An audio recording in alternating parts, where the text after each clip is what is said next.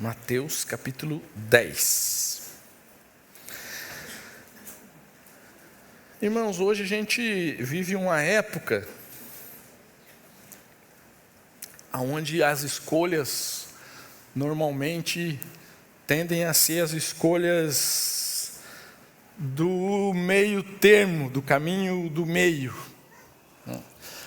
aonde isso se reflete também dentro da igreja, aonde as pessoas elas querem seguir Jesus, ou querem crer, querem estar na igreja, mas até onde isso for confortável e conveniente. Prova disso é que se procuram igrejas que se adequem à minha conveniência ou ao meu conforto. Como a Escritura mesmo diz que nos últimos tempos se procurariam líderes ou pastores segundo o próprio coração, que falam aquilo que se quer ouvir. E é a época que a gente tem vivido, onde se busca aquilo que traz algo confortável para o meu coração. Busca-se a Jesus ou busca-se o Evangelho para que os planos sejam abençoados e então isso me traga algum conforto. Mas quando a gente abre em Mateus capítulo 10, nós vamos ver um cenário completamente diferente desse. Porque qual é o contexto aí? Nós não vamos ler o capítulo todo, a gente vai ler a parte final. Mas o capítulo 10, se você passar o olho aí na sua Bíblia, você vai ver que Jesus está chamando os seus 12. Está escolhendo aqueles 12 para então enviá-los logo em seguida. E ele está fazendo recomendações, está orientando. E então o que Jesus oferece a eles nesse momento? O que Jesus diz a eles que vai acontecer? Homens de todo tipo, porque normalmente a gente ouve, os discípulos, os apóstolos eram simples. Nem todos. A gente lembra que tinha Mateus, justamente o evangelho onde nós estamos, que era um coletor de impostos, alguém que tinha bens, e ele estava aqui entre os 12, mas eram pessoas de toda espécie. Tinha um zelote, que era um que gostava, que sonhava ir para a luta, um revolucionário. Tinha pescadores, como nós sabemos. Então era uma mini igreja, vamos dizer assim. Como nós, tem gente de todo tipo, tem gente de toda origem, tem gente de toda condição financeira ou social. E Jesus oferece a eles nesse trecho uma missão, ou entrega a eles uma missão, uma autoridade espiritual. Ele lhes concede essa autoridade para cumprir a missão e oferece a eles também perseguição ou rejeição. Ele alerta: vocês vão ser perseguidos, rejeitados, é isso que vai acontecer. E é como se ele aqui estivesse, e fala na verdade que serão enviados como ovelha no meio de lobos, e que muitos vão odiá-los, e que era necessário eles perderem tudo, talvez a própria vida, para seguir Jesus. E quando nós chegamos no verso 34 ao 39, que é o que nós vamos ler, Jesus está finalizando, chegando à parte final desse chamado e dessa orientação e desse envio, e como se ele concluísse dizendo: olha, ou é tudo ou é nada. O chamado de Jesus para os seus discípulos é radical. Ele não é um chamado onde dá para a gente viver ou andar em parte, mas ou a gente, como a gente diria na gíria, entra de cabeça e mergulha, ou a gente vira as costas e segue outro rumo, porque estar em parte é não estar. Para Jesus, estar em parte é não estar, é preciso estar integralmente, tudo ou nada. E a gente precisa refletir um pouquinho sobre isso. Será que a gente está realmente comprometido como um discípulo? E esse chamado é para os discípulos com tudo? Ou a gente muitas vezes vai separando aspectos da vida e a gente vai escolhendo o que é confortável também muitas vezes para nós, o que é agradável, o que me traz Bênçãos que eu considero boas, mas outras bênçãos que Jesus fala aqui, por exemplo, da bem-aventurança de ser perseguido, é uma bênção. Se é resultado dela é uma bem-aventurança, então isso é uma bênção, ser perseguido pelo nome de Jesus. A gente talvez já não ache isso tão bom, mas vamos ver o que Jesus está finalizando e quais são as exigências dele para caminharmos como discípulo. O que ele exige? O que ele diz? Olha, não é negociável.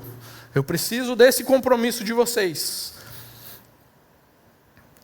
E ele, então, no verso 34 do capítulo 10, diz assim, verso 34, capítulo 10 de Mateus: não pensem que vim trazer a paz à terra. Não vim trazer paz, mas espada, pois vim causar divisão entre o homem e o seu pai, entre a filha e a sua mãe, e entre a nora e a sua sogra. Assim, os inimigos de uma pessoa serão os da sua própria casa. Quem ama o pai ou a sua mãe mais do que a mim, não é digno de mim. Quem ama o seu filho ou a sua filha mais do que a mim, não é digno de mim. E quem não toma a sua cruz e vem após mim, não é digno de mim. Quem acha a sua vida, a perderá. E quem perde a sua vida, por minha causa, esse a achará.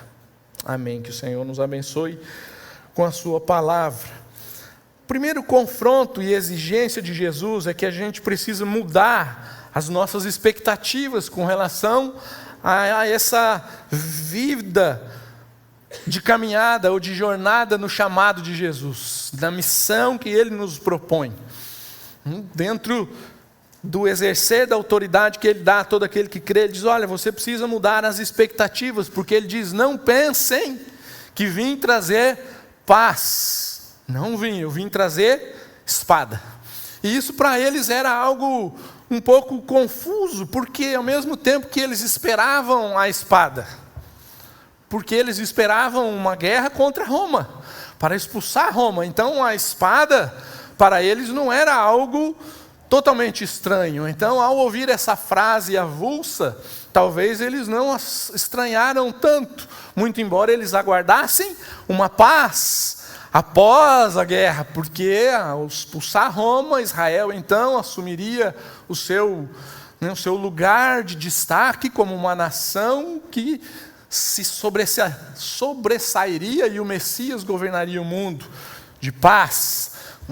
E então Jesus fala isso, e talvez ao ouvir esse primeiro momento, eles acho que estamos entendendo. Eles tinham uma expectativa. E Jesus diz, olha, não vim trazer paz, mas vim trazer espada. Mas então, quando ele fala o verso seguinte, o verso 35, ele causa uma grande confusão, certamente, na cabeça daqueles que estavam ouvindo. E muitas vezes, talvez na nossa mais do que a deles. Porque nós não esperamos a espada, nós esperamos só a paz. Eles ainda tinham ali, ainda que de maneira distorcida, uma expectativa de espada. Depois paz. Nós não, nós temos apenas a expectativa de paz. Mas então Jesus fala a eles em seguida, pois vim causar divisão entre o homem e seu pai, entre o filho e a mãe, entre a nora e a sua sogra. Assim os inimigos de uma pessoa serão de sua própria casa. Ou seja, ele já tira os olhos deles de Roma, de fora, e vamos aqui fazer uma analogia com a nossa realidade, tira os nossos olhos para fora, no sentido de sociedade, e traz para, no caso deles, próprio Israel, e ainda mais estreito para a sua própria casa, para a sua própria família.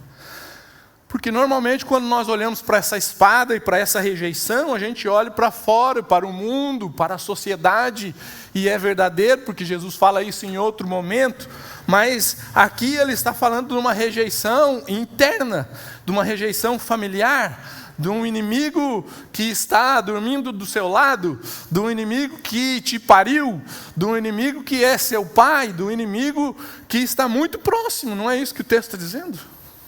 Acho que o inimigo aqui não é aquele que vai pegar a espada, mas o que Jesus então está querendo dizer, ou melhor, está dizendo a esse respeito, ele está citando, e para nós entendermos um pouquinho a gente vai ter que ler, ele está citando um texto profético de Miqueias. Miqueias capítulo 7. Abra lá, Miqueias capítulo 7.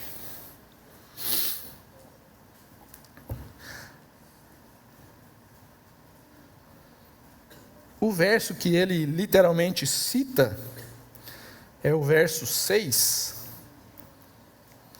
Mas nós vamos ler a partir do verso 1 até o 7. Miqueias capítulo 7, verso 1. Está aí, tá? Procura bem que está aí, Miqueias.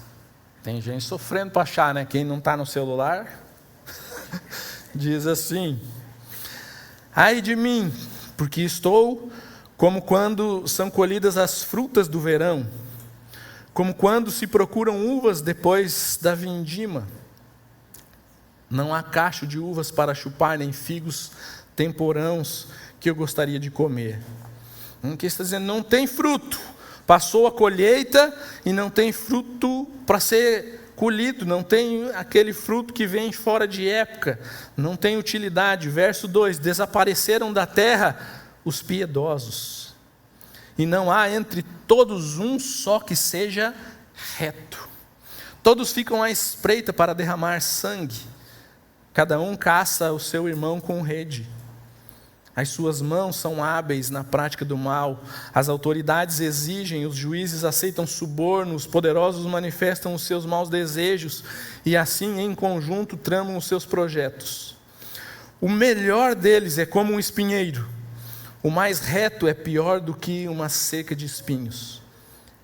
É chegado o dia anunciado por suas sentinelas, o dia em que vocês serão castigados.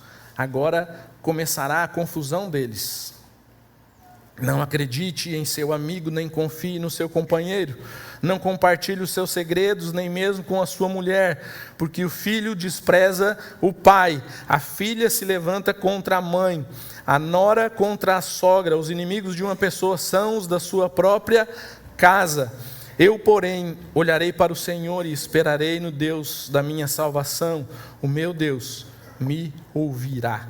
Uma oração de Miqueias, onde em sua oração ele traz uma profecia, e Israel estava em completo colapso moral, havia uma injustiça generalizada, a família estava completamente desestruturada, desestabilizada, não havia fidelidade, e o povo havia se tornado tolerante com o pecado, e tolerante com o pecado dentro das suas próprias casas, nas suas próprias famílias. Não havia mais nada que pudesse manifestar por meio daquele povo justiça, porque eles estavam corrompidos.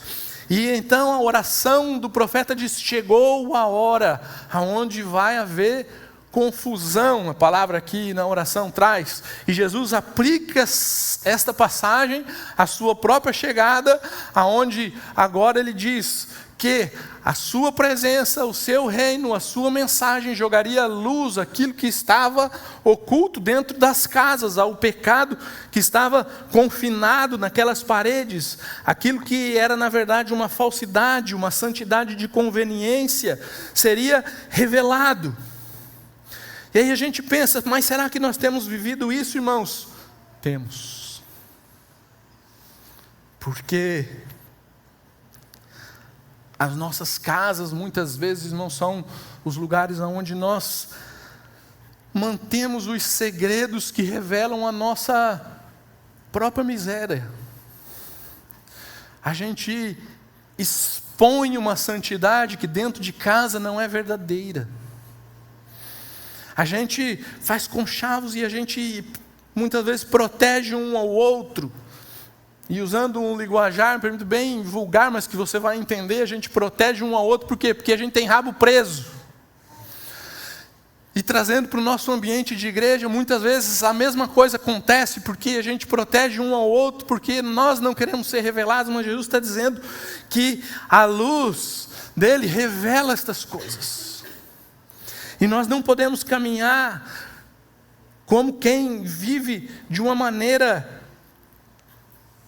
que aceita e que tolera o pecado, sem que o pecado nos traga a indignação. A gente tolera o pecado porque a gente caminha muito parecido. E quando você começa a olhar para a igreja, não só a nossa agora, mas ampliando, mas não pense que quando a gente olha para as outras igrejas, a gente está excluindo a nossa. Nós não somos diferentes, irmãos. A gente vê que se acoberta, e as grandes dificuldades, eu não sei se você sabia disso, mas a grande dificuldade de se investigar casos de abuso, ou a maior dificuldade de investigar casos de abuso, são os abusos que acontecem dentro das igrejas. Sabe por quê? Porque não se quer expor. Os abusos que acontecem no ambiente eclesiástico, os abusos cometidos por pastores. Porque aí tudo vira arrependimento. E é claro que precisa ser, ou se tratar com arrependimento, mas aquilo que é crime precisa ser tratado como crime e precisa ser exposto. Mas nós nos escondemos e nós condenamos fora. E aí agimos como Jesus diz, nós queremos retirar a trave que está no olho, ou melhor, o cisco que está no olho dos outros, sem retirar a trave que está nos nossos olhos. Será que nós estamos dedicados, comprometidos integralmente com Cristo, sem tolerar o pecado? E aqui eu não estou falando que precisamos então ser ignorantes, de sair como uma besta fera, apontando o dedo para todos, mas primeiro precisamos agir contra nós mesmos e nos condenarmos. O pecado não pode ser aceito na nossa vida como algo normal, e então começarmos por aqueles que estão mais próximos e trazer, olha, nós precisamos buscar santificação juntos. E então, como igreja, será que estamos dispostos a vivermos a integralidade? É tudo que Jesus chama, e não apenas parte. E se nós lembrarmos o texto, as Escrituras vão nos dizer que o julgamento começa por onde, irmãos? Pela igreja. E a gente pensa, então vai ser tudo absolvido. Sim, é claro que não.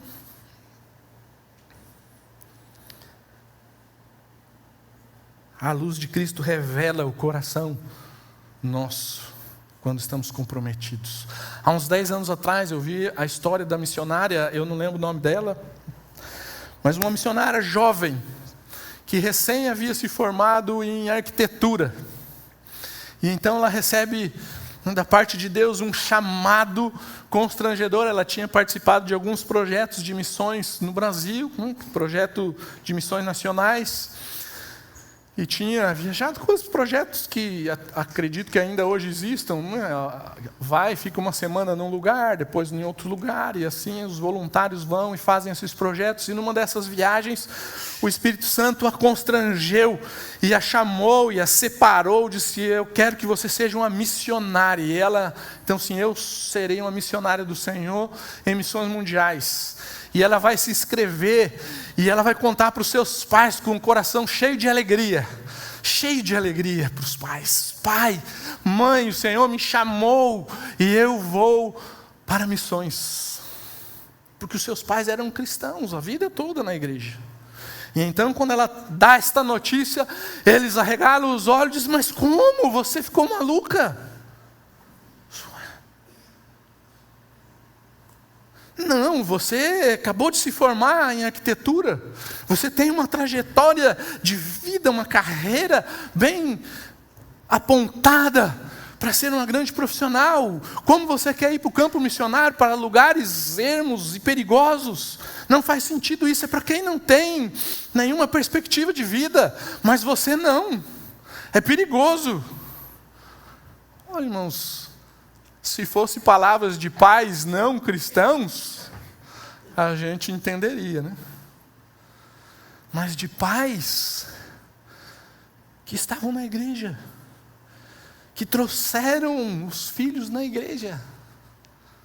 E aí quando o Senhor fala, agora me entrega a sua filha, porque agora eu vou usar, ele diz, não, a filha não, a minha filha não, eu entrego aquilo que é conveniente, mas nem tudo eu entrego.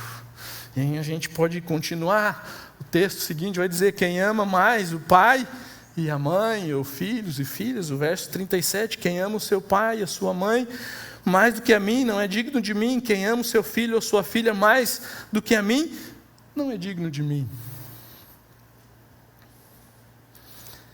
Jesus exige uma prioridade absoluta, e aqui ele não está dizendo ame menos o seu pai, a sua mãe, ame menos os seus filhos. Ele está dizendo que para ser digno dele, ele precisa ser a razão de todas as decisões, o último ponto aonde se reflete, se apresenta todas as coisas. Ele não divide o trono do coração da gente com ninguém, precisa ser dele. E às vezes estamos dispostos a entregar ofertas, estamos dispostos a fazer algo, mas estamos dispostos a entregar tudo, aquilo que realmente nós temos como mais precioso. Nossos filhos, nossos netos. Quem sabe por um país onde a perseguição é violenta, onde talvez o contato diminua tanto e você vai ver pouco. Será que o nosso amor pelo Senhor, ele é radical? Nós cantamos a segunda canção que diz que eu entrego tudo a Ti. Entrego tudo a Ti, Senhor. Será que entregamos? Porque na verdade, quando a gente ama qualquer outra coisa, mais do que amamos Jesus, na verdade nós amamos a nós mesmos mais do que Jesus. Porque o texto bíblico diz que nós amamos a nós mesmos. Tanto que ele não fala, e há muitas vezes se ensina, e até dentro das igrejas, como um princípio de psicologia, que você, para amar o seu próximo, você primeiro precisa amar a si mesmo, porque Jesus diz que é para amar o próximo como ama a si mesmo.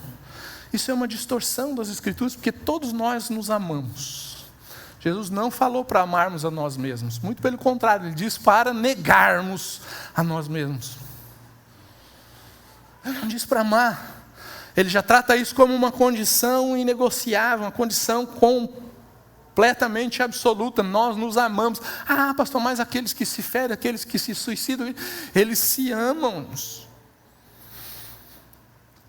Tanto que é impossível suportar muitas vezes a dor. Mas se amam. E o Senhor está colocando prioridades e dizendo, é necessário que haja prioridades, porque às vezes nós amamos o Senhor e nós muitas vezes colocamos o Senhor intelectualmente como o nosso amor principal, mas nós temos outros amores e outros valores que são dignos. E aí eles ficam muitas vezes disfarçados e escondidos dentro do nosso coração, mas eles são, muitas vezes, na verdade, aquilo que é o nosso verdadeiro tesouro. E o nosso tesouro não está no Senhor. Ele precisa ser aquele que nós amamos de todo o nosso coração. Eu me lembro, nessa época aí da música, lá em Curitiba, na primeira igreja, houve um tempo de uma comoção muito grande, com uma menina, uma criança. Eu acho que ela tinha menos de 10 anos ali, mais próximo disso. E ela foi descoberta então que ela tinha um câncer. E a igreja se movimentou em oração.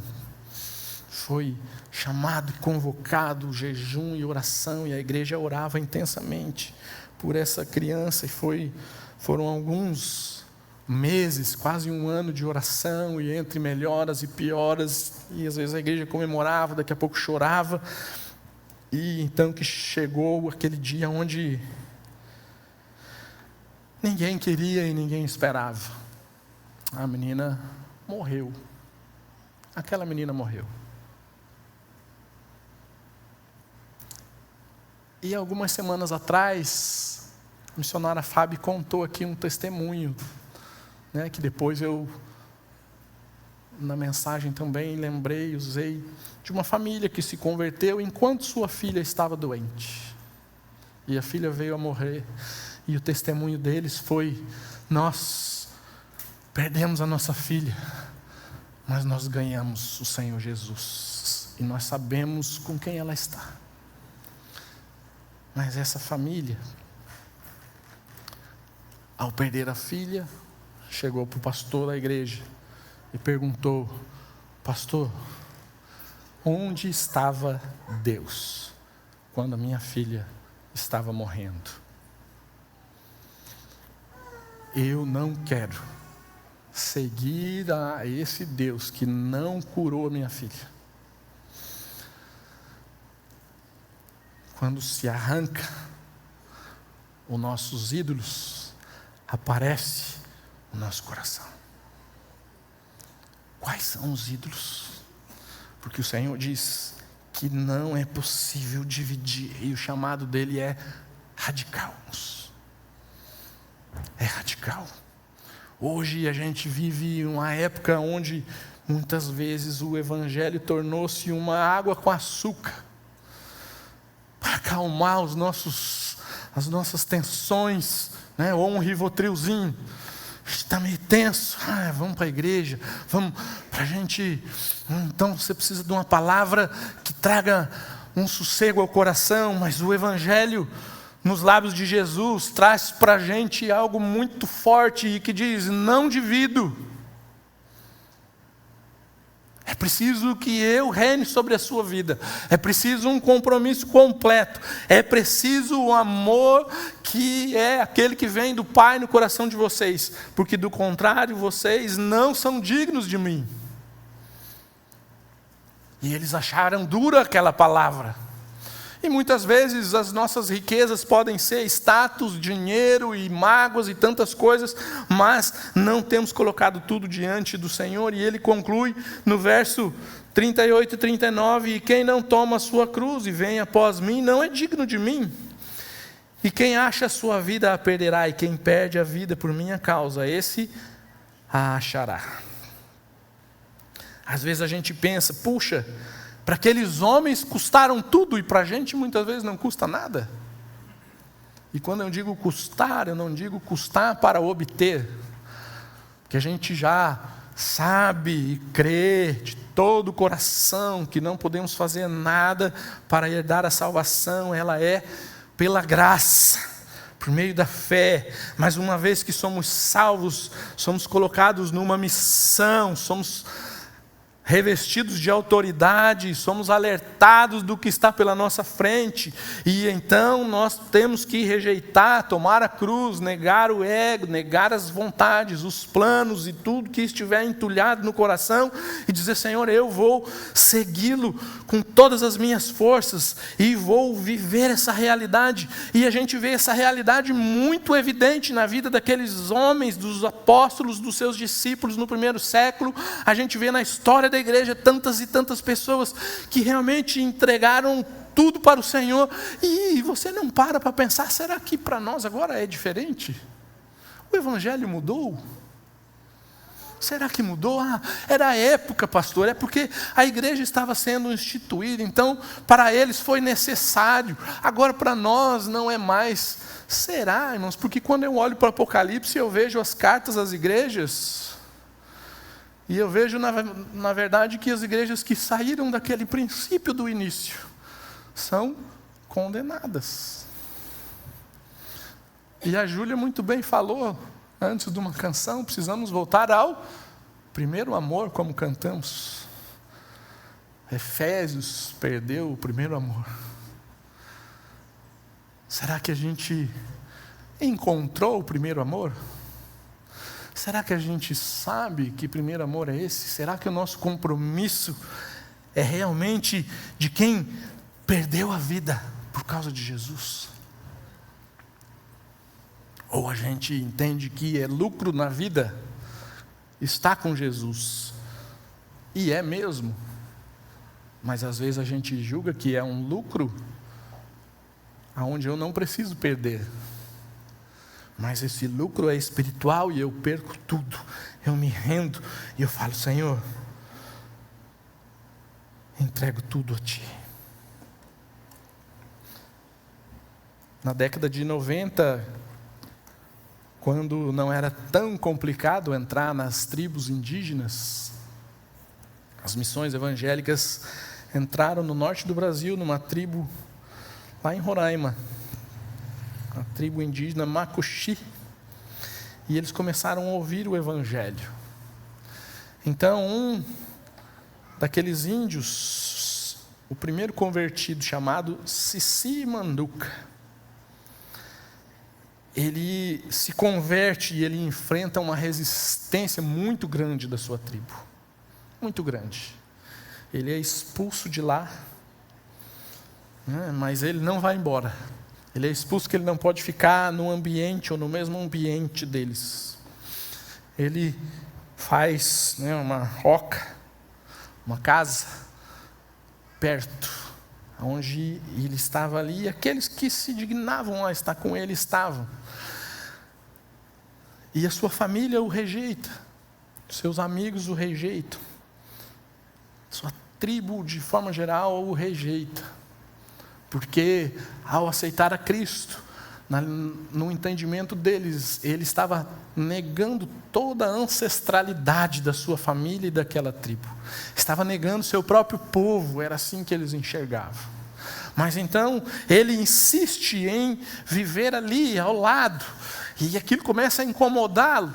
Diz: por que esse homem não vai embora? Por que ele não some daqui? E ele sempre com um sorriso no rosto, e sempre com alegria, e sempre continuou a fazer os seus afazeres, mas agora eles percebiam que havia nele uma disposição diferente, havia nele um sorriso diferente, as suas palavras eram diferentes, e então um começa a ir lá e perguntar: o que aconteceu com você? Você não sai daqui? Ele dizia: eu não saio, eu oro por vocês. Eles nem sabiam que era oração, mas aquele homem já sabia: eu oro por vocês. E ele permaneceu ali orando, intercedendo, e então começa a atrair muitos a ele, e aí eles começam a se converter, e muitos se convertem, e ele se tornou talvez o primeiro pastor indígena do Brasil.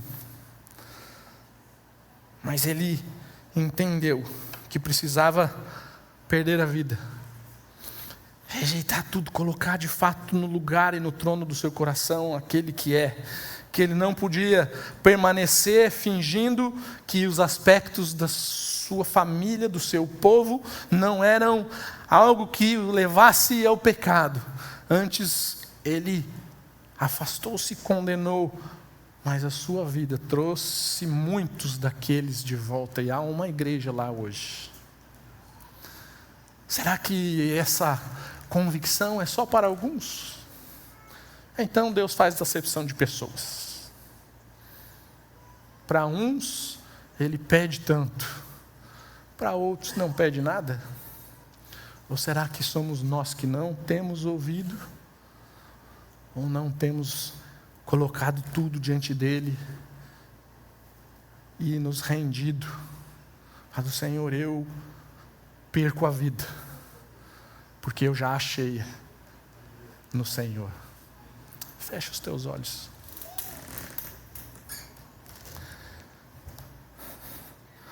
Faça a sua oração mediante essa palavra que você ouviu. Presente a sua vida. Peça para o Espírito Santo revelar qual é o nível do seu compromisso. É tudo? Ou é parte? E se é parte, não é nada. As prioridades estão corretas. O amor está correto. A ação está correta. Ore, ouça o Espírito Santo falar dentro de você, no seu íntimo. Entregue ao Senhor aquilo que pertence a Ele.